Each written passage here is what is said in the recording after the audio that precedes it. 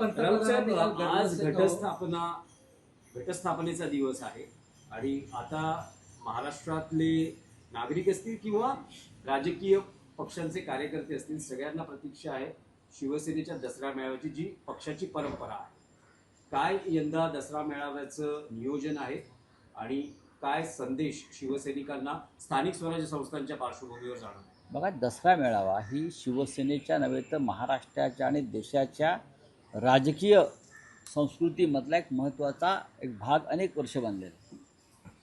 हिंदुहृदय सम्राट बाळासाहेब ठाकरे यांच्या काळापासून ते आता उद्धव ठाकरे साहेबांपर्यंत दसरा मेळाव्याची तयारी सुरू झाली आधीच. थोडं पावसाची आम्हाला चिंता वाटते, पण पाऊस असो किंवा काही असो मेळावा होणार आणि महाराष्ट्रातून लाखोच्या संख्येनं शिवसैनिक आणि शिवप्रेमी जनता येईल. हा दसरा मेळावा विशेष यासाठी आहे की दसरा मेळाव्यानंतर लगेच काही काळामध्ये मुंबईसह 27 महानगरपालिका आणि जिल्हा परिषदांच्या निवडणुका आहेत. विशेषतः मुंबई सगळ्यांसाठी महत्त्वाची आहे.